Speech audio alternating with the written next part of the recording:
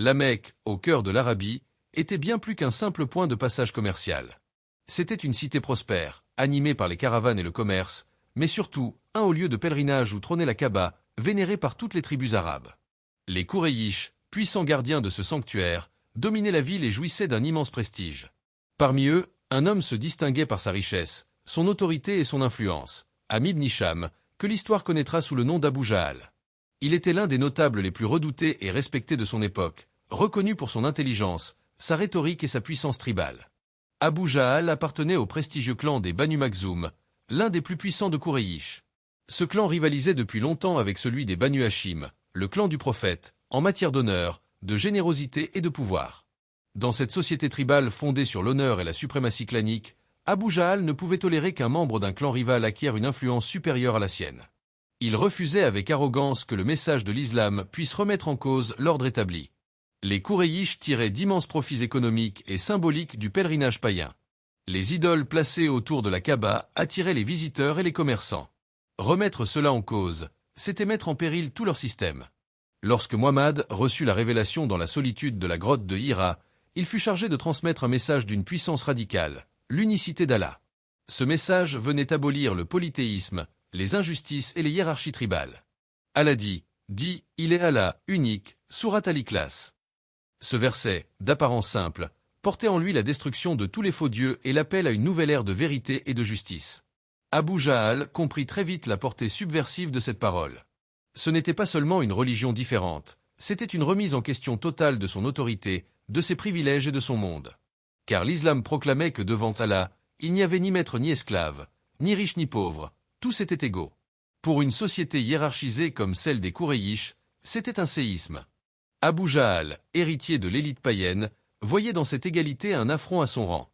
Le fait que des esclaves et des gens simples embrassent, ce message le révoltait profondément.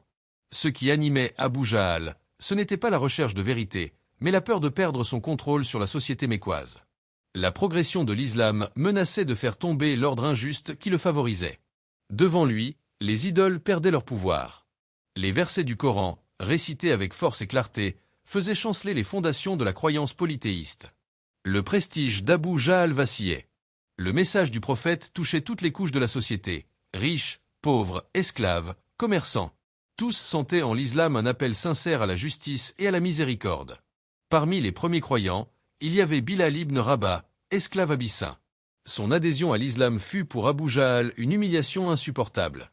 Comment un simple esclave pouvait-il défier les puissants?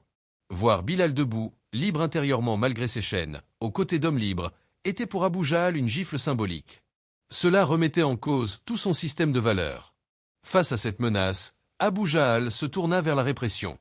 Il utilisa la peur, les coups, la prison, pour tenter d'étouffer la lumière qui s'élevait à la Mecque. Bilal, parmi d'autres, fut victime de tortures atroces. Attaché au sol brûlant, une pierre écrasant sa poitrine, il répétait malgré tout « Ahad, Ahad ». L'un, l'unique. Ce cri, simple et pur, transperçait le silence du désert. Il rappelait à tous que rien ne pouvait écraser la foi sincère, même sous les pires oppressions. Malgré les persécutions, l'islam se répandait. Les musulmans priaient en secret, se réunissaient discrètement, et leur foi grandissait, ferme et constante.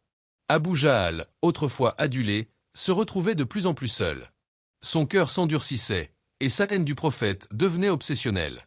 Il consulta les devins, se tourna vers les idoles, chercha des stratagèmes, mais rien ne parvenait à stopper la progression du message divin. Pendant ce temps, à Médine, des hommes et des femmes accueillaient avec joie l'islam. Une nouvelle société se préparait, fondée sur la foi, la justice et la fraternité. Abu Jahl observait cela avec frustration.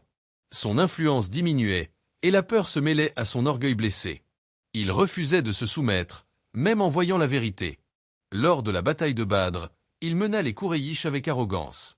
Mais Allah avait décrété la victoire des croyants. Le mensonge fut vaincu, et Abu Jahl trouva la fin qu'il redoutait. Comme Allah le dit dans le Coran, la vérité est venue, et le faux a disparu. Car le faux est voué à disparaître. Sourate Al-Isra, verset 81.